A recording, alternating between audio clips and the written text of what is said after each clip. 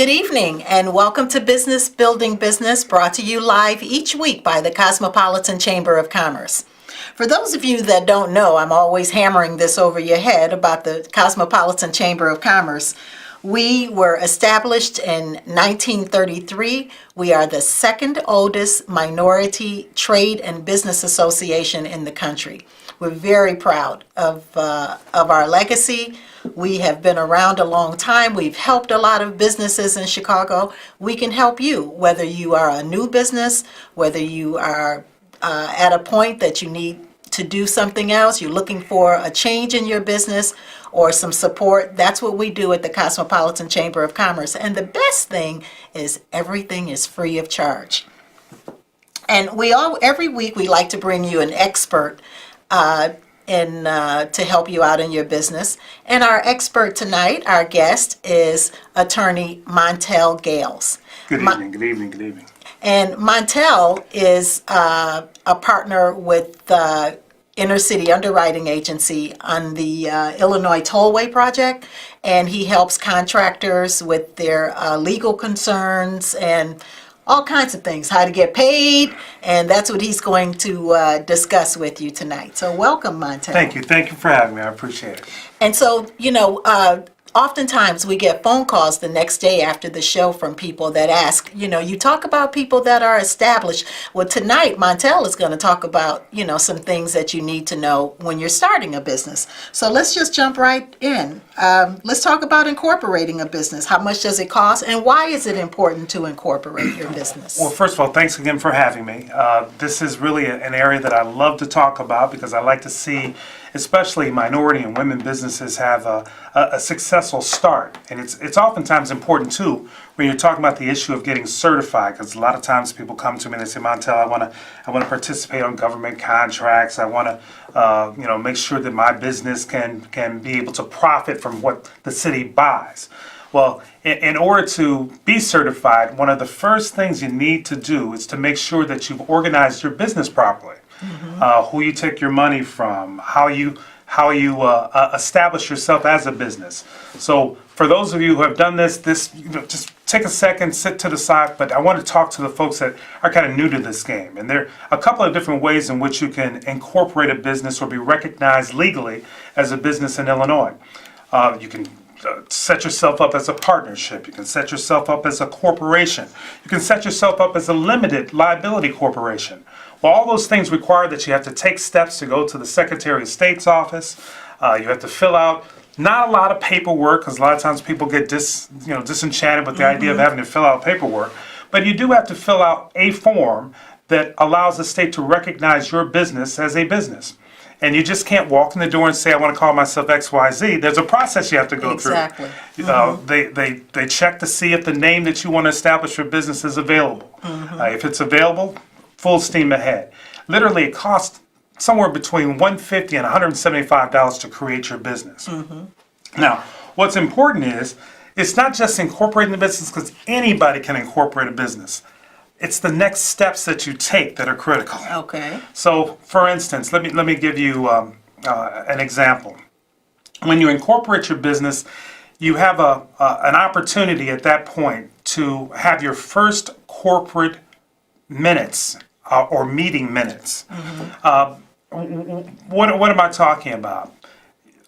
Oftentimes you see an annual board meeting. And that annual board meeting consists of the shareholders of the business, the folks that have actually put money in and have owned stock shares in a business.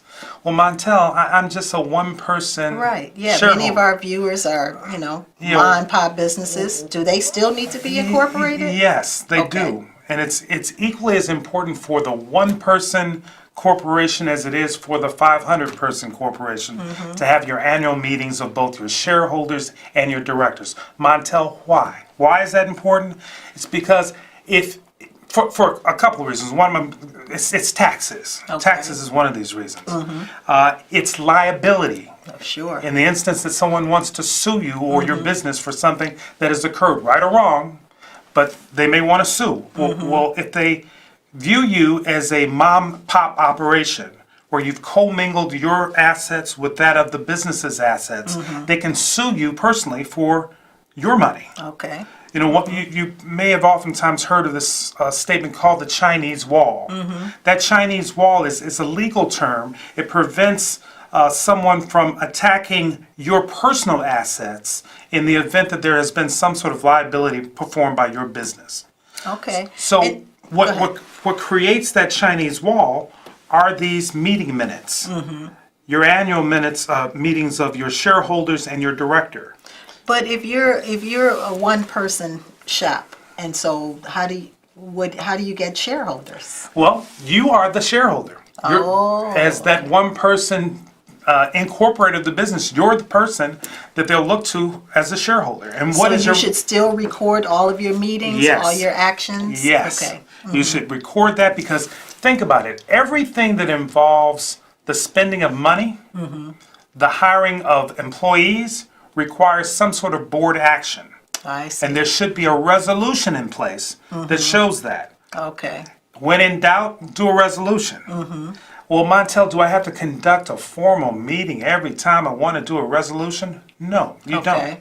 don't. Matter of fact, the law allows, and this is under the laws of the Corporation of Illinois, the law allows for you to conduct, in lieu of a meeting, you can do what's called a unanimous consent of the shareholders in lieu of a meeting, I see. or the unanimous consent of directors in lieu of a meeting. So all that is it's you stating on a piece of paper that in lieu of having a meeting, the director or the shareholder is performing the following actions. And you literally place that on a piece of paper and you record that and you keep that into perpetuity Right. in the event that someone challenges you on what action that company took. Oh, so that's why it's important to keep accurate corporate records? Yes. Okay. Yes. So what do you have first? Montel, I'm just starting this business off. Which meeting do I conduct first? The first meeting that you want to conduct is the meeting of the shareholder. Okay. Because then on meeting minutes, it'll show that you are in fact the shareholder, that you have so many shares in your name. And let's say for the sake of this discussion, I've started a corporation with 1,000 shares. It shows now that I'm the holder of all those shares. By the way, you should create a certificate, Okay. a stock certificate. You should create a stock ledger because who knows, maybe one day you might want to sell a little piece of your business. Exactly. And that ledger keeps track of who owns the shares that you're trying to sell. Now, you can buy all of that in a package, can't you? You can, or you can hire a guy like me Right, who will exactly, create that stuff. of course. And but you know, for the small business people, I would recommend that they look to see if there is a package available out there. Trust me, you can Google this stuff, Right, and there's packages out exactly. there all over the place. And you mentioned this package. Really, the package that you're trying to create is a corporate record book. Okay. And that book would contain all of your business's official actions. So you would start it off with your articles of incorporation or your articles of organization if you're doing a limited liability corporation. And then it would follow suit with either your operating agreement if you're an LLC or your bylaws if you're a corporation. Now, you've mentioned LLC. What's the difference between a regular core and LLC? It's in part it deals with how the government will tax an entity, and it also has a little bit to do with how you keep minutes and the necessity to have regular annual meetings for your corporation. So if you're a corporation, you're expected to have an annual meeting. Okay. It is not necessarily a requirement that your LLC conduct an annual meeting. But I would recommend, just to be on the safe side, that you still have your members of an LLC meet regularly, annually, and conduct business and record that business in the form of meeting minutes. Well, suppose I have a friend, we decide to start a partnership, or I have family, and we're starting a business together. What's the difference? Are the steps any different to form a partnership, or do you advise partnerships? You got to test the water. You got to see what you're trying to do. Okay. It depends on what kind of business you're trying to start, what kind of relationship you want to have with the other quote-unquote partners in the business. A lot of times people will, if they want a partnership, they'll still do the LLC route where you sell member units as opposed to a partnership share. I see. By the way, since we're talking about under corporate law in the state of Illinois, there's a separate act that addresses LLCs and corporations. There is a separate act that addresses partnership law. Oh. So under partnership law, you take a look at things like how do the other partners want to share losses and revenues in the business. If it's not stated in their agreement, there's a default that those things will be shared evenly, 50-50 split. Or if there are more partners in this particular partnership, they try to get an even as much split between those partners. When you talk about partnership, though, and I talked about that liability question, you don't have the same sort of protections that you have with a corporation. Okay. It's much easier to pierce that corporate veil and attack see. your personal assets under a partnership. Well, you can see this is a lot of legal terms, and if it were me, I would hire someone like Montel to, get through all of this, because you can Google all day and still, it's confusing. You can make mistakes, check the wrong box, and you look up, you're different than what you thought you wanted to be. And most time when you get online, you will see these packages and they say, we recommend that you consult an attorney as you go through these things. For sure. But trust me, the tools that I have found online are very, very good tools. But it's sort of a starting point, then you move forward with your attorney. Okay. Well, viewers, especially you would-be entrepreneurs, please give us a call. Montel is here to answer your questions. The number to reach us is on your screen. It's 312-736-1060. Did I see? I can't see well. That's 738. 738-1060. And Attorney Gales will answer your questions. So now you've gotten through your incorporation, you've started the business, you have your name secure and everything. So you want to go after government contracts now. What do you do? There's a certification process? Yes. And, I live and breathe this stuff every day. This is probably about over 50% of my practice deals with certification. And I think the first message I want to give to folks when they start looking at certification is, why are you trying to get certified? What's really the basis of that? Is it because you want to put a plaque on your wall and it shows folks when they walk in the door, I'm certified, so you're using it as some sort of credibility rating?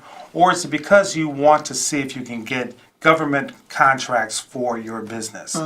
I would hope that for the most part, you're not using it as a credibility rating, but you're using it to get business for your business.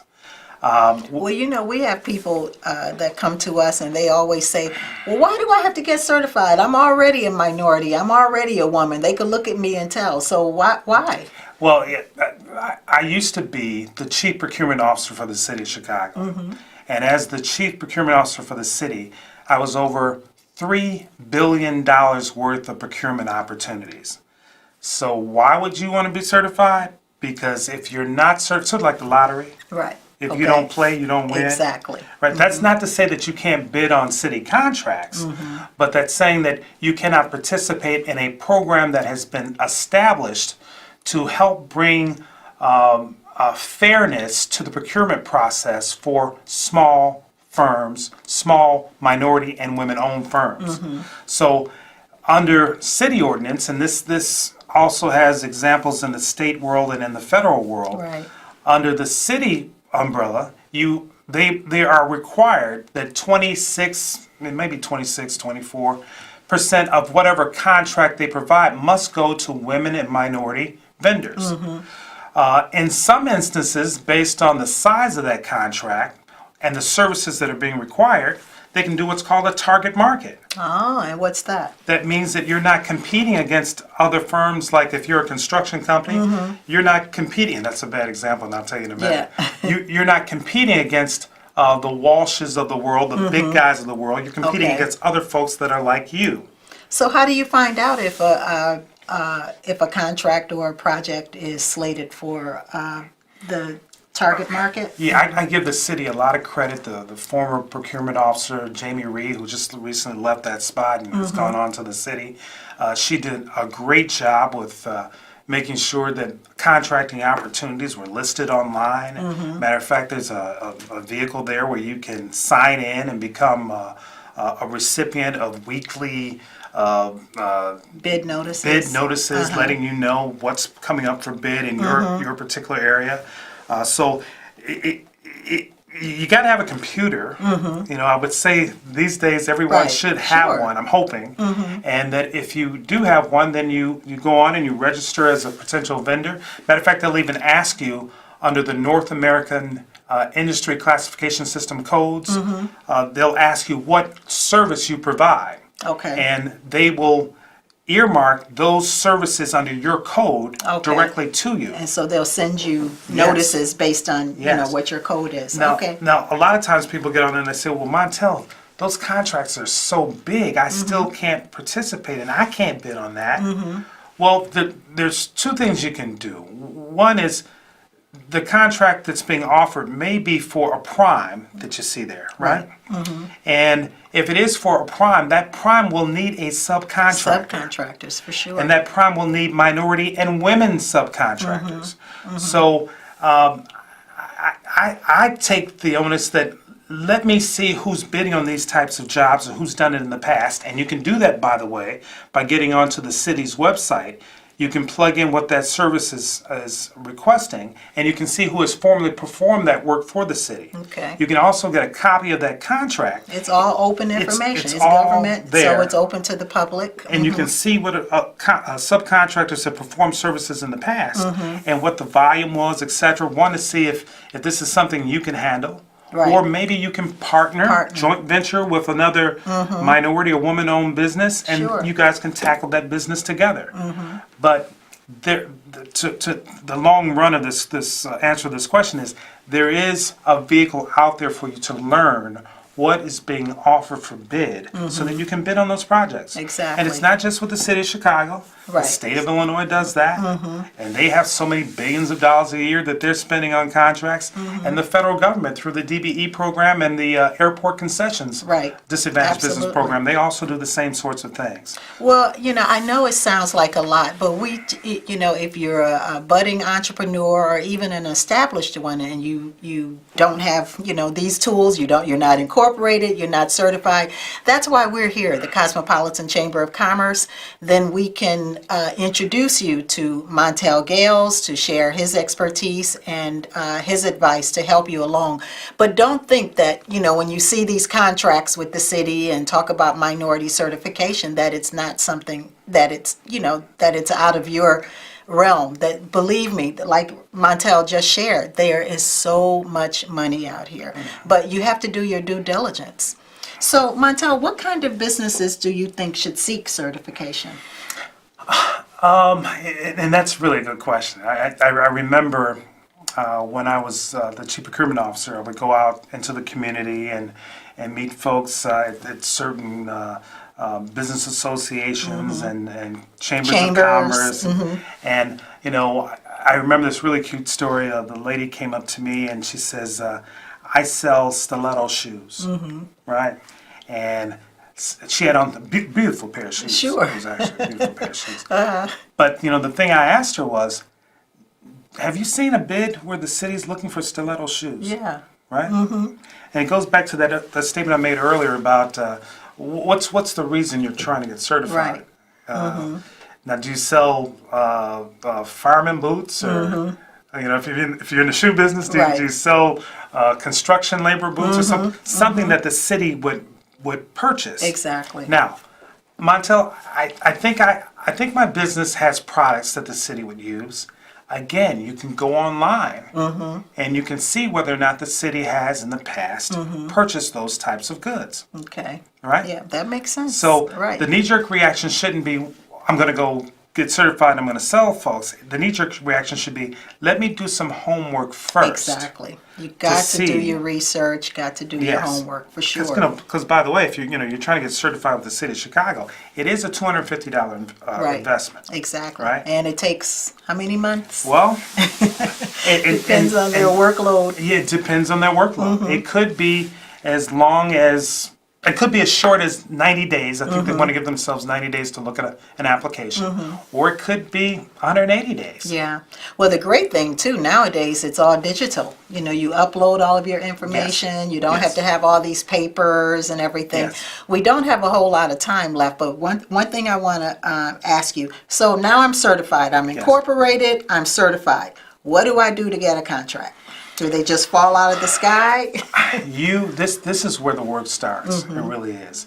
And if you've ever wanted to go on a date, you don't get a date by sitting at home. Exactly. You got to go to the party, right? You got to go to church. You got to go to the grocery. Wherever there is a suitable suitor, you've got to go there. Exactly. So if you are aware of contracting events, if you are aware of vendors that are doing the work that you want to do, prime contractors, I'd even reach out to those prime contractors. I would send them an unsolicited packet of material on my young company. Exactly. And highlight, along with that packet of my young company, I would also send them a copy of my resume. Because you want to put your best foot forward. For sure. Because let's face it, you're looking for them, and they're looking for you. Yes, they want to make sure that they get reputable businesses that are about the business to come in and do work for them. Exactly. The one thing that they don't want to do is they don't want to hold hands. They want to make sure that you're someone that can perform this work. So to recap that, you can go online to check out who's doing work that you want to perform and reach out to those prime contractors to let them know who you are. You can go to contracting events, or you can join commerce chambers Cosmopolitan. of organizations like this, where there's a constant influx of businesses like you or that do complementary services to do the work that you're trying to do. Exactly. Well, thank you. Thank you so much for your information. And we had a lot more that we could talk about, but time goes fast, goes by. But again, if you have any questions for Montel, or you want to talk about incorporating, certifying, or what to do after you certify, give us a call at the Cosmopolitan Chamber of Commerce. Our number is 312-971-9594. I'm Rhonda McGowan, the Executive Director of the Cosmopolitan Chamber of Commerce, and we hope to see you again next week. Thanks, Montel. Oh, you're welcome. Good night. Good night.